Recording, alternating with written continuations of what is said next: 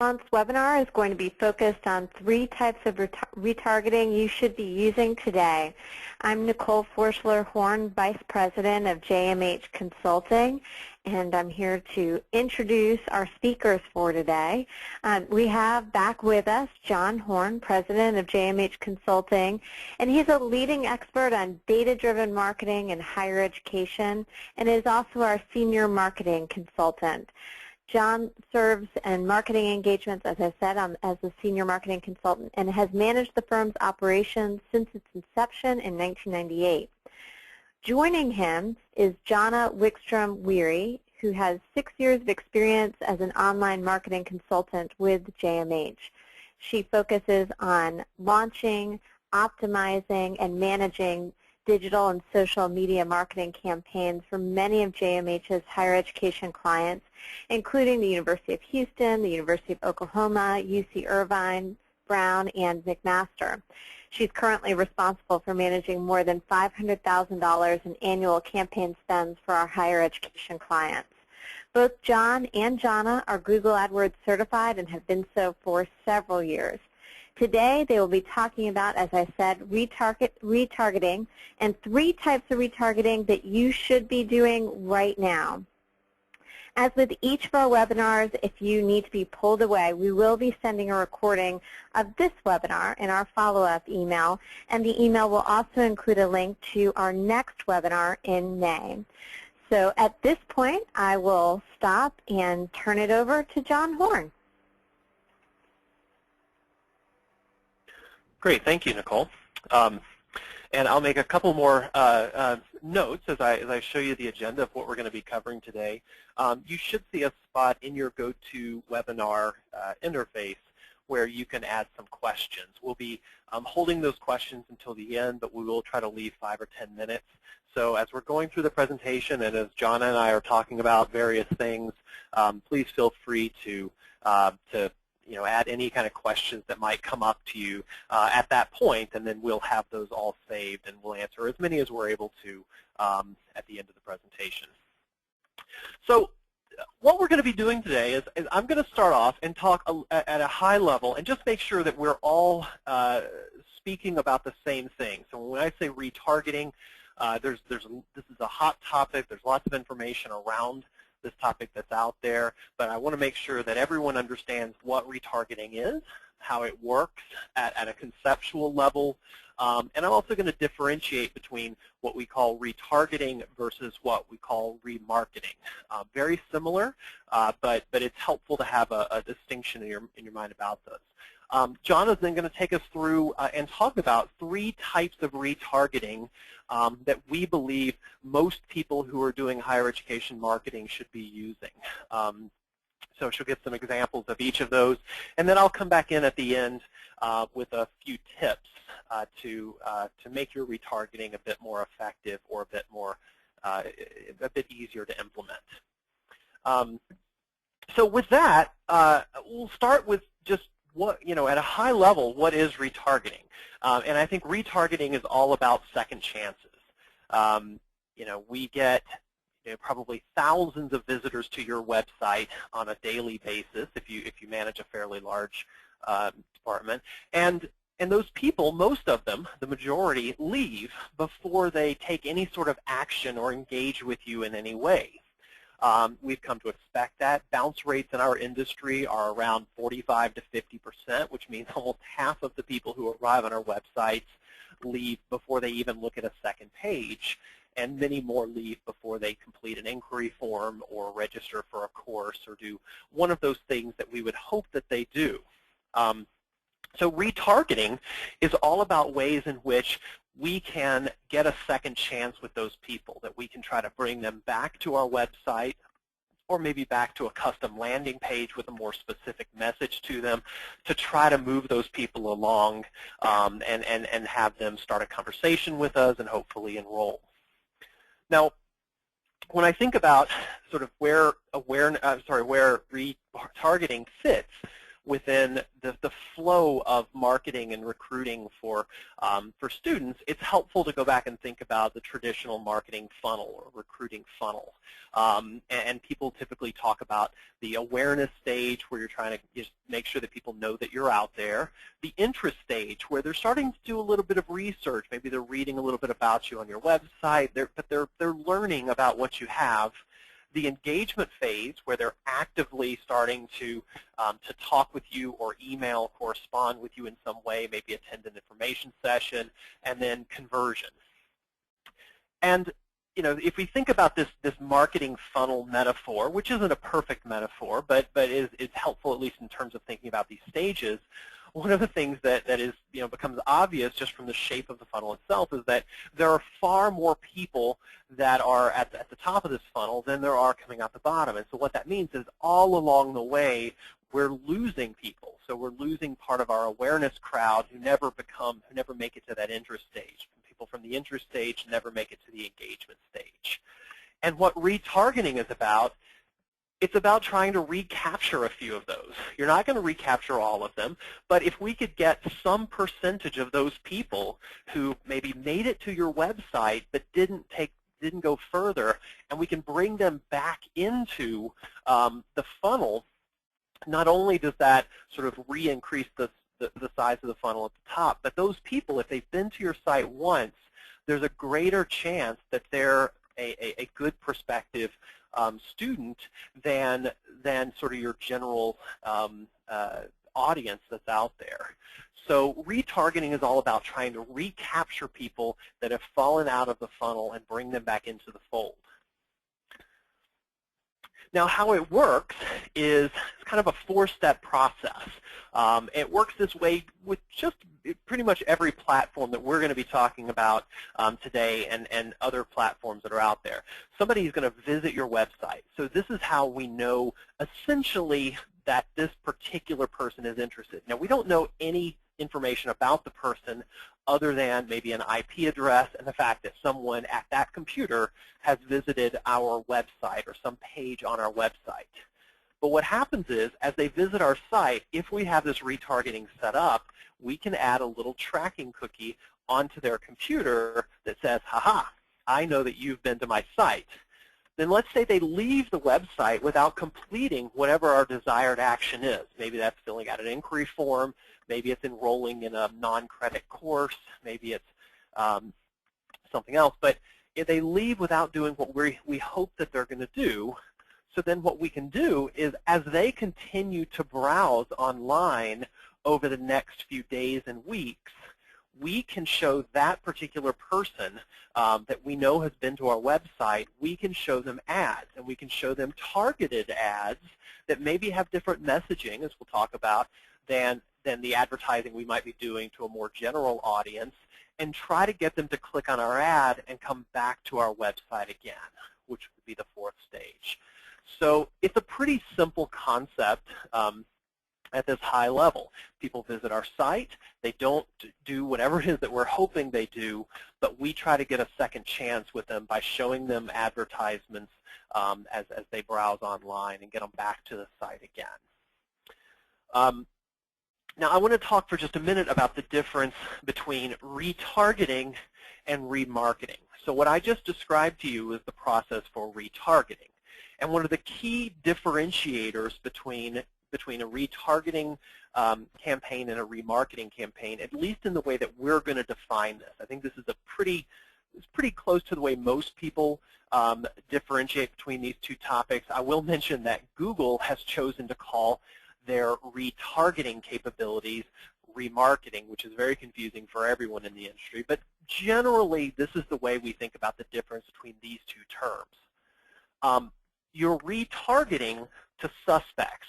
All we know about this person is that they visited our website. We don't know their name. We don't know their email address. We don't know anything about them other than the fact that they visited our site. So they're really mystery people that we're advertising to.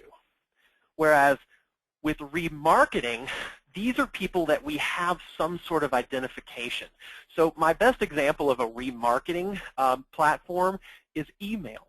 anytime you're emailing to someone, you're doing remarketing, essentially, if they're a lead or an inquiry in your system, because you've got their email address, you probably have their name, you may even have more information about them, and you're trying to engage them. You're trying to either get them to email you back or trying to get them to click a link to visit a page on your website or to call. But we do remarketing to prospects where we know a little bit about that person. We know at least their name or their email address, whereas we do retargeting to anonymous people.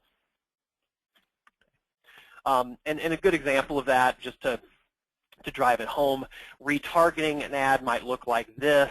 So I have visited the Western New England website in the past few weeks. So as I browse around online, and this was a random site, I think it was about online games, something like that, and I thought how interesting, because you wouldn't normally think of advertising this master's degree on this strange website, but because I had visited the site, they're going to show me that ad. Whereas on the remarketing side, here's a Groupon that I happened to get because I saw an original on the Groupon site promotion for this Room Escape Adventures, and I thought, what kind of wacky thing is this, to be trapped in a room with a zombie? So I went, I looked at it, and I said, oh, okay, well, that's very strange, and I left the website. Well, a few hours later, I got an email from Groupon that said, still interested in that deal. So they saw that I had visited the page, but more so, this is remarketing because they knew who I was. They know my name, they have my email address, so they're able to remarket to me. So this is kind of the difference. This webinar, we're going to be focusing on the retargeting aspect, but I wanted to clarify the difference between the two for everyone. Now, at this point, I'm gonna start to turn things over to Jana to take us through the three types of retargeting. But I'll just mention quickly the three that we're going to be talking about today: are retargeting on Facebook, and John will actually talk about a couple different ways you can do that. We're going to talk about search retargeting, so retargeting on a search engine, and we're going to talk about display retargeting, where we can show people display ads. And you'll see examples. You can see the examples of those ads on the right side there. So, Jana, at this point, let me turn things over to you. Okay. Hi, everyone. So again, here you see the three examples that we're going to talk about today specifically, and we'll show you some examples of each of these and really kind of delve into how they work at a high level. So we don't have enough time to get into the nitty-gritty, but we will talk about each of these. And you see on the right side of the slide, we have an example of an ad from each of the platforms. Go ahead and show your screen there. Sorry. Oh, there we go. Let me...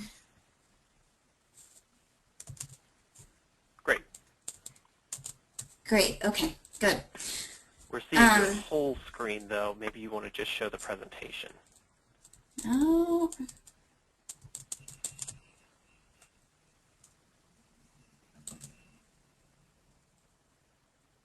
Application. Here we go. Is that better? That's perfect. Yep, you got it. Okay, great. Technical difficulties. So we see these three ad examples on the right here, and I wanted to make it clear as we begin this that the range of ad formats that you have available to you for each platform will also be available for your retargeting efforts. So we only have specific examples here, but if you're using newsfeed ads in your Facebook advertising, those are also something that you can leverage towards retargeting. Same with all of the different versions of and formats of Google display advertising. So we won't get into the details about that, but I did want you to know that those are all available to you for your retargeting efforts. So starting with Facebook retargeting, why should you use Facebook retargeting? First, let me start with the not-so-exciting aspects of Facebook paid ads. In our experience, Facebook achieves a much lower conversion rate than paid search. While we have some very targeted client campaigns that are achieving a conversion rate of up to 3%, I've seen 6% conversion rates, something around 1% is much more common. So much lower than what we're seeing with Google paid search. However, this platform does provide a significant amount of clicks through to campaign landing pages. And on average, it generates a higher percentage of what are counted as new visits. So it's really a great piece of awareness, a great piece of your marketing that will contribute to awareness. But the value of that awareness as a concept really is kind of difficult to communicate to your business office or your leadership, whoever's setting the budgets, which makes it difficult to defend Facebook advertising when you're looking at metrics alone. The reason I bring all of this up is to emphasize the importance of utilizing Facebook retargeting along with your regular Facebook campaigns. So here we see this guy who's trying to answer the question of why are we using this? Why are we using this? And we know that's so difficult sometimes to really communicate clearly to leadership how important it is to be using certain platforms when the numbers don't really look so impressive to them. So what we're getting then with this Facebook remarketing or retargeting is something that allows you to make the most of the marketing dollars you've already spent to bring visitors to your site. And it really helps bring down the overall cost per acquisition for this particular marketing channel, making it not only more effective for your business goals, but also making it easier to communicate and demonstrate the true value of this platform by shoring up some of the metrics that we sometimes have trouble with in Facebook. So now that you kind of understand a little bit more about why you should be doing this, let's look at how it really works.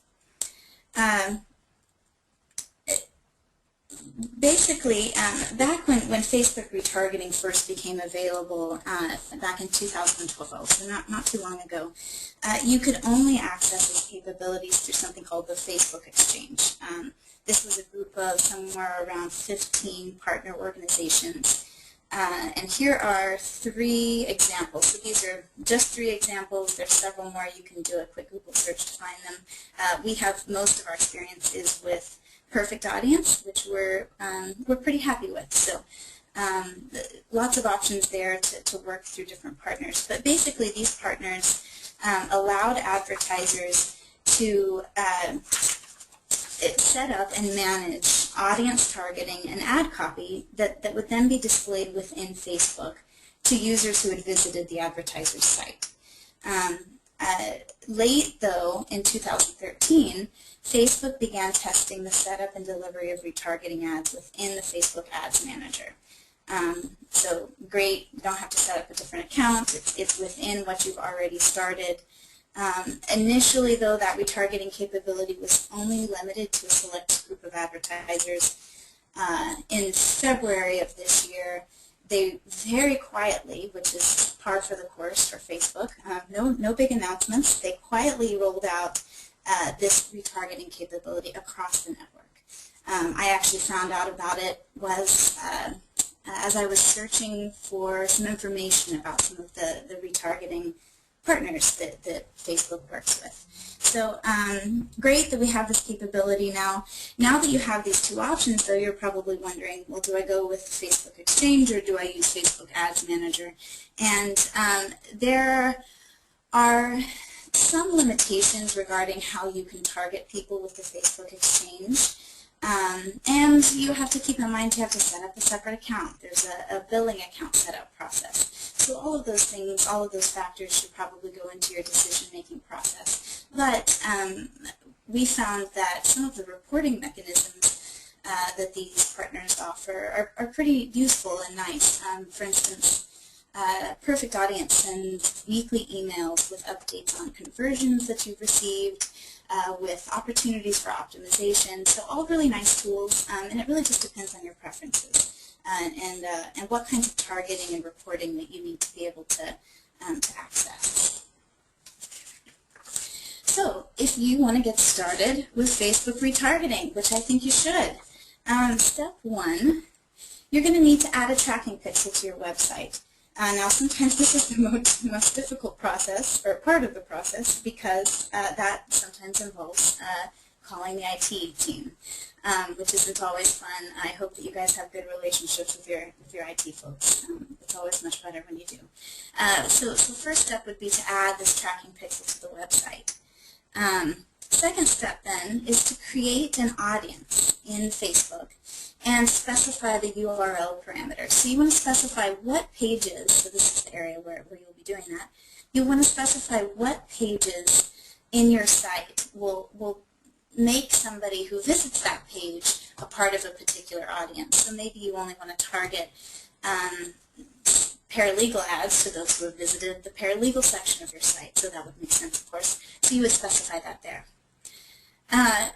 Step 3 then, you actually create a new ad just like you would any other ad in Facebook, and you choose the particular audience that you've created from the drop-down, or I believe in Ads Manager you can click into the blank space and start typing in the name of the audience you've created.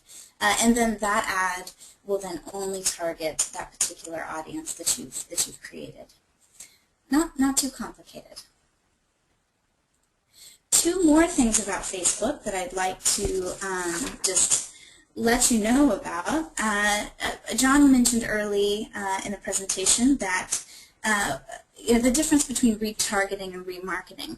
So what I've just been talking about was retargeting on Facebook, but we also have the capability to remarket through Facebook. So there is actually, within custom audiences, which is the tool you use to create your retargeting audiences as well, within that tool you can also select to upload a data file with the contact information of people who you've already had some kind of engagement with. So maybe they've submitted a web form, they've been to a job fair event or something where you've done some marketing, you have their contact info. You can upload that into Facebook and remarket to those people. So that would be a great example of how Facebook supports remarketing efforts as well.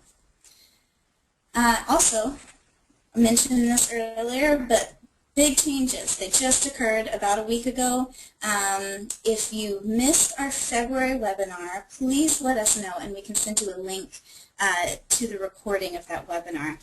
Lots of changes, improvements to the targeting capabilities, especially around education level, which is great for our industry.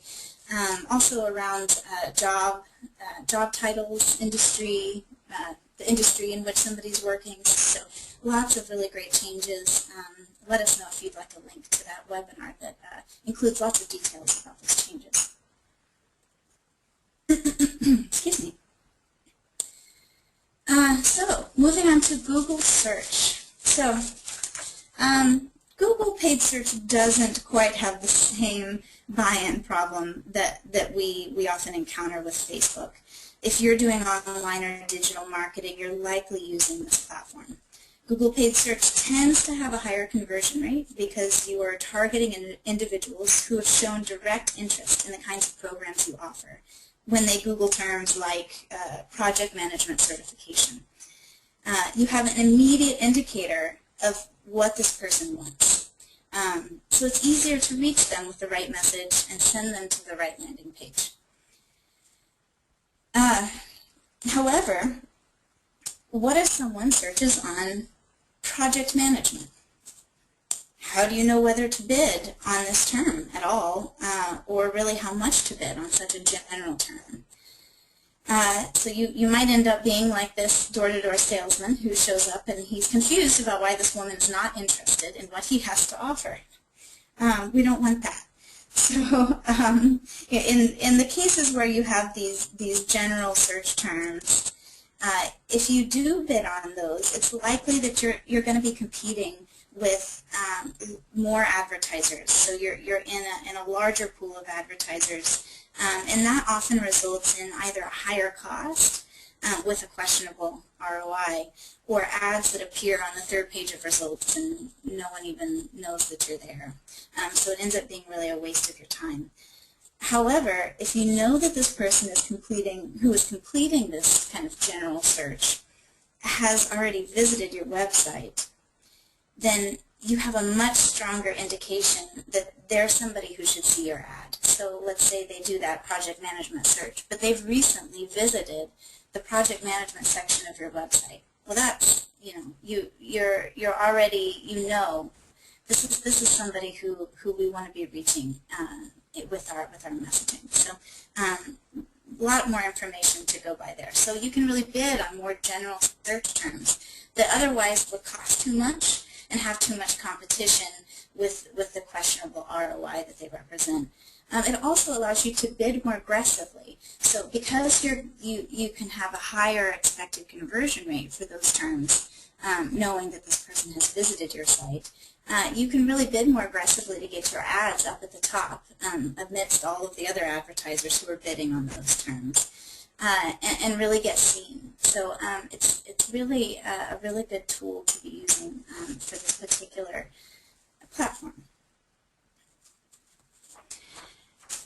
So just a little bit about how this works. So I think that most of us are pretty familiar with Google search in general, but the retargeting aspect is not necessarily something we're familiar with.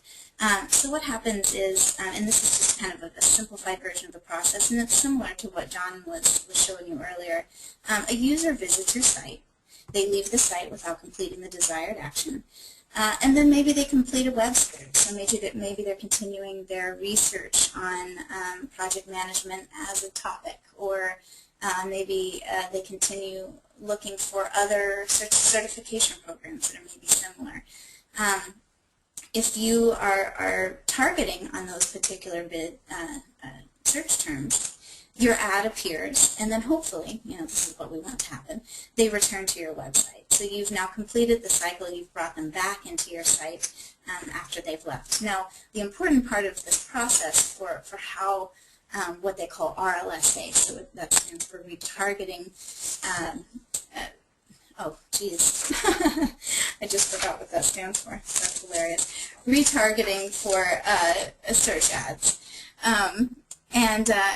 What happens is a cookie is actually placed on this person's computer when they visit your site. So that's actually how they end up being tracked, and how your ad is then re-delivered to them as they go about doing their web searches.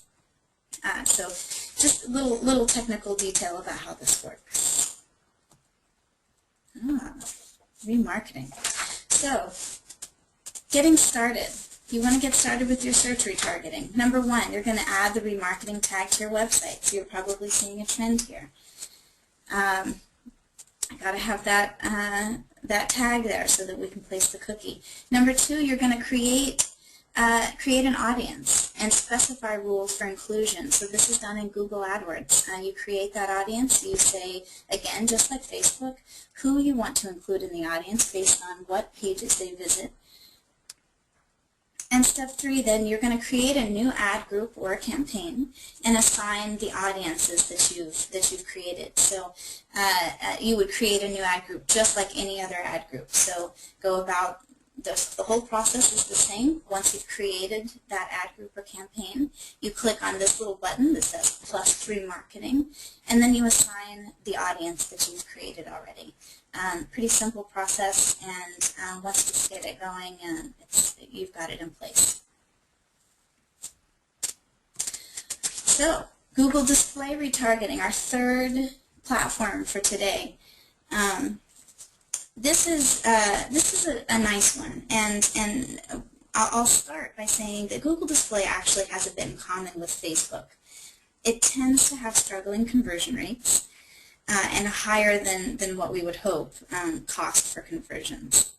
However, again, like Facebook, Google Display is an important awareness builder and part of building a healthy marketing ecosystem. As a result, leveraging retargeting for Google Display can have many of the same benefits as it does for Facebook. Higher conversion rate, lower cost per conversion, again making it easier to defend the importance of including Google Display as a part of your marketing strategy.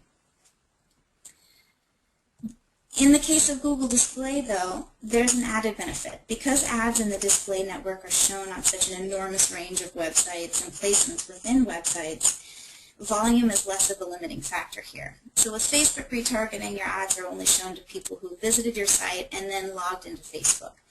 But you may have some website visitors who rarely use Facebook, or they don't use it at all.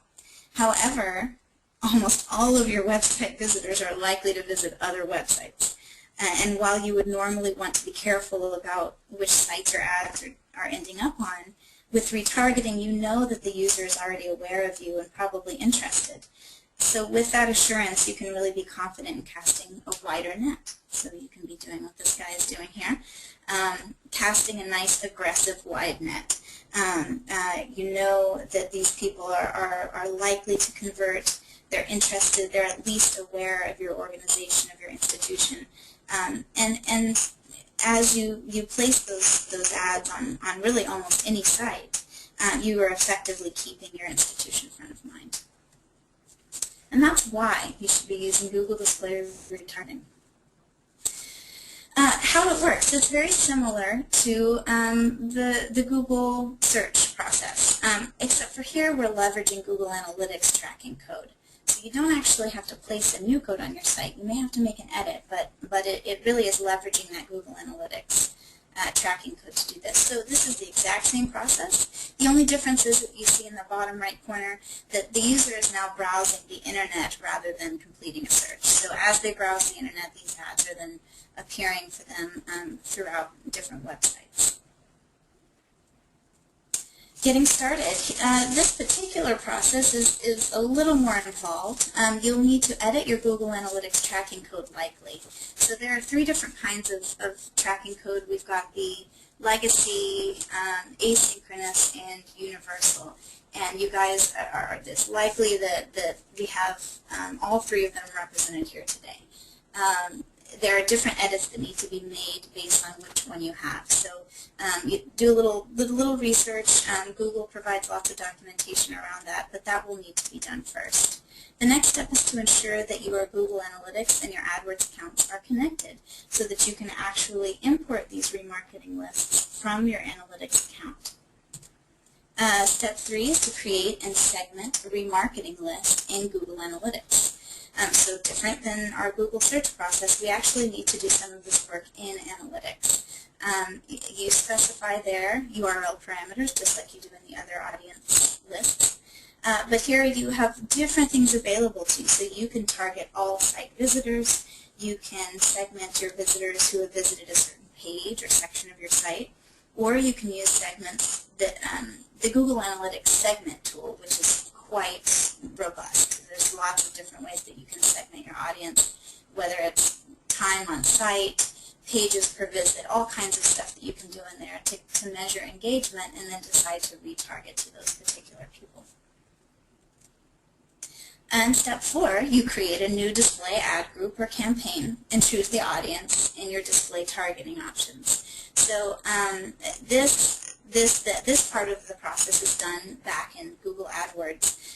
Again, you would just create an ad group like you would any other ad group there, but you want to make sure that your display targeting is set to target those audiences that you've created in Google Analytics. So now that we know a little bit about why each of these is important, and you know, in a general way for each platform, and then also how to get started, we just want to look really quickly at some performance results that we've seen. So one of our clients has a paralegal certificate that we've done some retargeting for, and you'll see the top bit of data there is specific to the retargeting campaign. We've had 63 clicks over a 2-month period, 3 conversions, so that's those are people who've completed a web form, which now we count as a lead, and a 4.76% conversion rate, which is not something we normally see. I believe this was Facebook. I'll have to go back and look at that. But we also got $6.36 cost per conversion, which is just unheard of in our general marketing campaigns. you see below we have a higher volume, 767 clicks, more conversions, but the conversion rate is significantly lower. That cost per conversion is just, it's out of this world higher than what we're getting for retargeting. So you can see immediately that, and this is pretty standard. We made sure to sample campaigns that were really representing what we were seeing across the board. Administrative leadership degrees. So this is a degree program. So I know some of you might have degree programs rather than certificates or adult continuing ed. So here we have 18 clicks over a month and a half, 4 conversions, 22.2% conversion rate, which is amazing, and a $3.69 cost per conversion, which is something. Now that is actually on the lower end of what we're seeing, but still, you know, amazing and not too far off from what we're getting. Our regular campaign for this particular degree program in that amount of time received 36 clicks, 1 conversion at a 2.78% conversion rate. So not a bad conversion rate, but much lower than what we're getting for retargeting. And then again, not a bad cost per conversion, but still much higher than what we're getting for the retargeting campaign. And I think that wraps up what I want to talk with you guys about today. So you'll see that the benefits of this kind of marketing is vast, and it can help in small ways and have also a large impact on your campaigns. So I hope that you're able to get started with some of these platforms. And John, I'm going to go ahead and hand it back over to you for some more general tips and guidance on how we want to approach our retargeting strategy as a whole. And yeah, take it away. Great, Jonna. Thank you.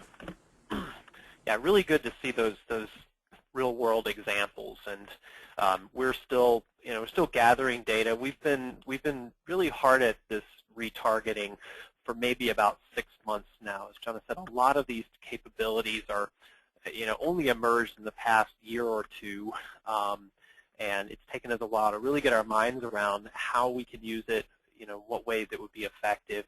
But we've implemented for, I would say, somewhere between a half dozen and a dozen clients now, and are seeing those kind of results across the board. Volume is much lower, as you would expect, since we're only marketing to people who've already been to our site. But the cost per conversions are just things that we really don't see on any other type of marketing. Now I'm going to wrap up with a few tips. I'm going to go through these quickly, and hopefully we'll have just a little bit of time at the end to wrap up with a few questions. The first tip that I wanted to make was, you may have gathered this from Jonna's explanation of the implementation of these various types of remarketing, but pretty much all of these types of remarketing that we've talked about requires some sort of tracking code or adjustment to your analytics, Google Analytics tracking code. And one of the things that we have learned is that if you think you might be doing all of these or multiple retargeting platforms, go ahead and set up all of these tracking tags at one time. The implementation of things across, in templates on websites, in some cases is fairly simple, but with most of our university clients, it's quite a process to get these kind of tracking codes updated. So we've learned to do all of them at once when we can.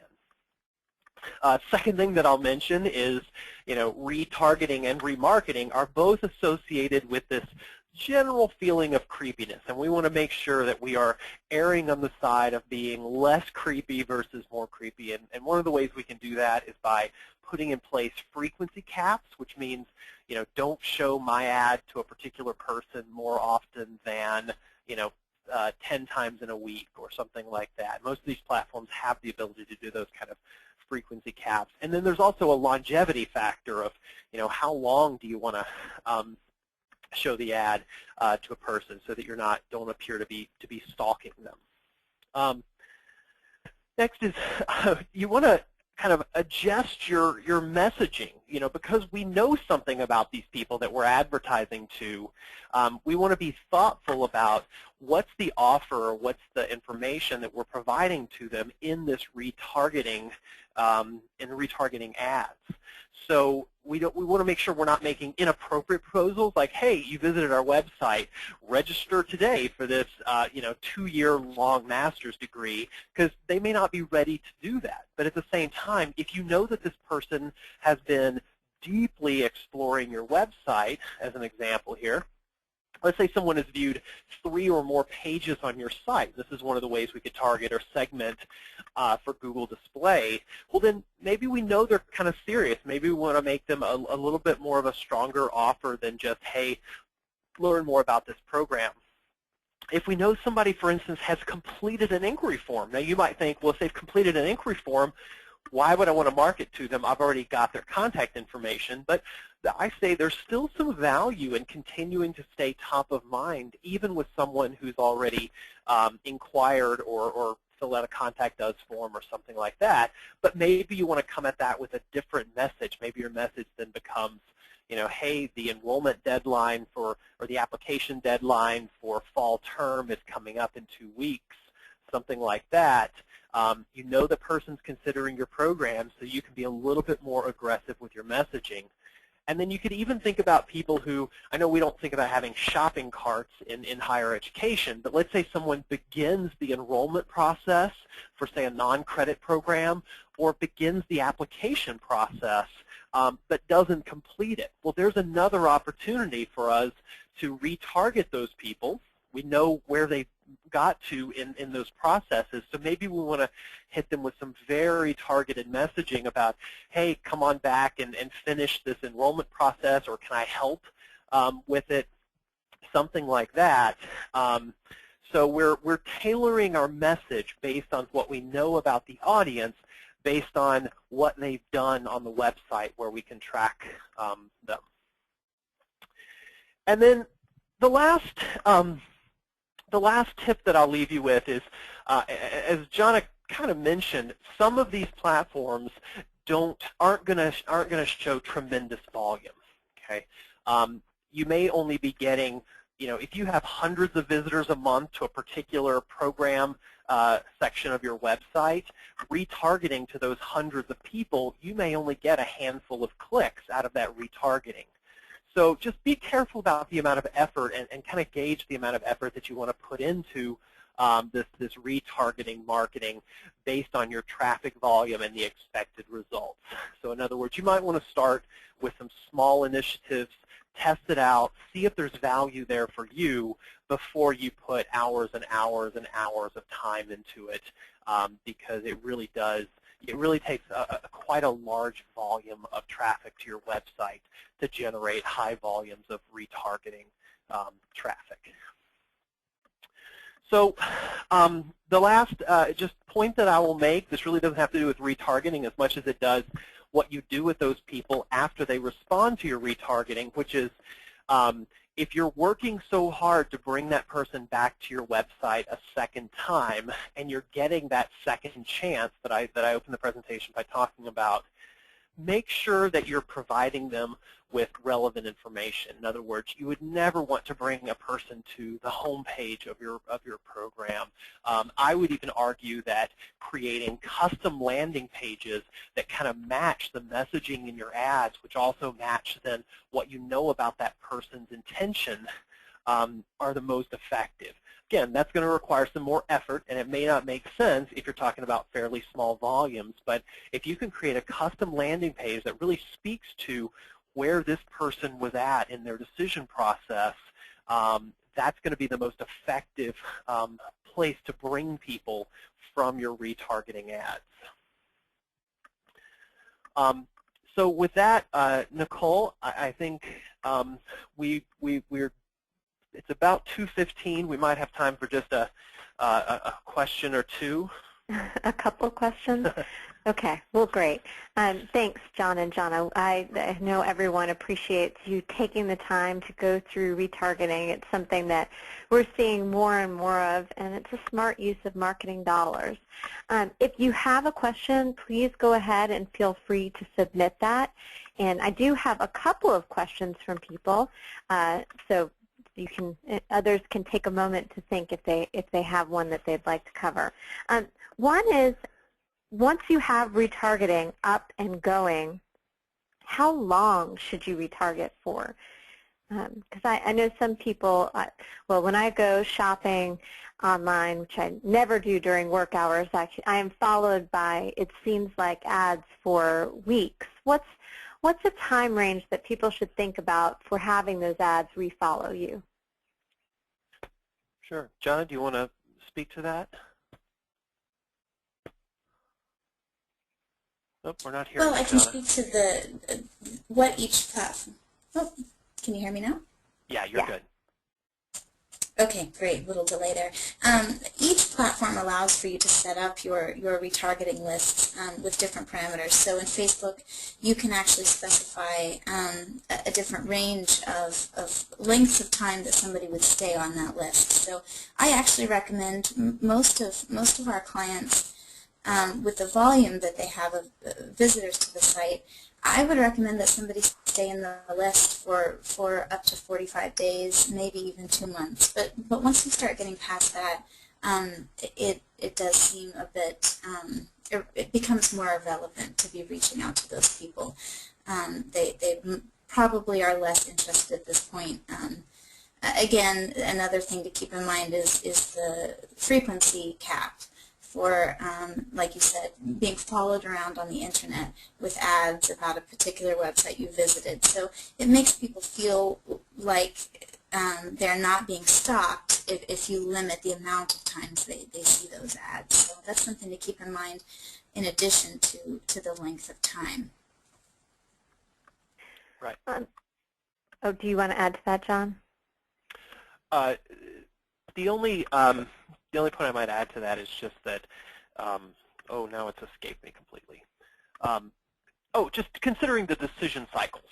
So if you're talking about promoting a master's degree, we know the decision cycle on those are, often 6 to 12 months or even longer for people. So if you're talking about something where you know it's going to take people longer to make that decision and commit, you might lengthen the time that you're showing them the ads a bit. Whereas if you were talking about, say, a short course or a personal enrichment course, I might limit that to just 2 to 4 weeks.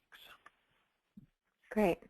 One other question that I think is really relevant for any marketer's budget is, how much should we allocate towards retargeting, and where is that in the priority list? Sure. Well, I'll take a first stab at that, at answering that. As we've been doing budgets and budgeting for the inclusion of this retargeting advertising, it goes back to the volume.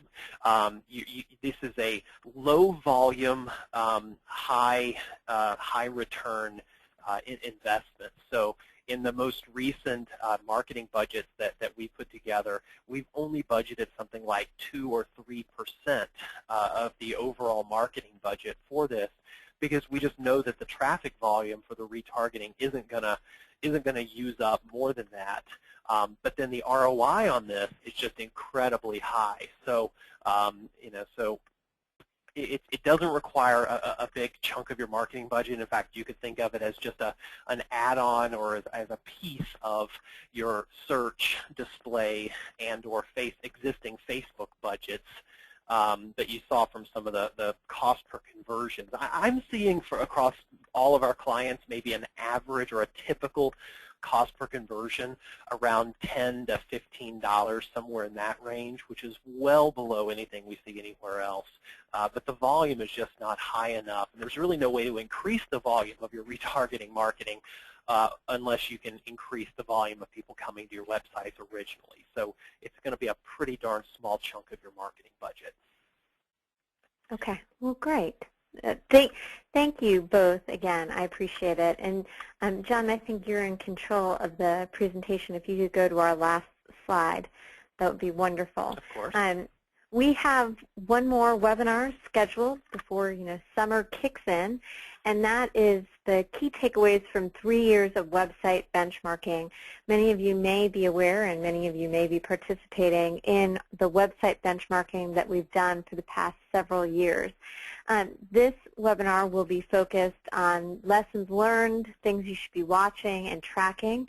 It is, once again, on a Wednesday at 1:30 Eastern Daylight Time, May 14th. And this time we're actually inviting University of Richmond to present with us. They have really made use of all of the research that we've done and key discoveries that we've made. They've run with and actually made changes to their website and their marketing, and they can speak to some of those changes and the impacts that it's had.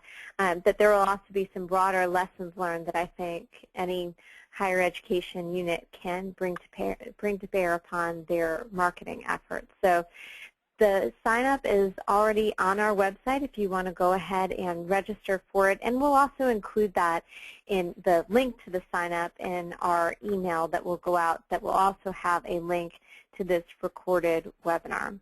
So I think that is all. Again, we always invite you to like us on Facebook, where we announce our webinars and articles and blog posts and things that we find interesting and relevant to higher education. And we look forward to talking with you soon. Everyone have a great afternoon. Thank you, everyone.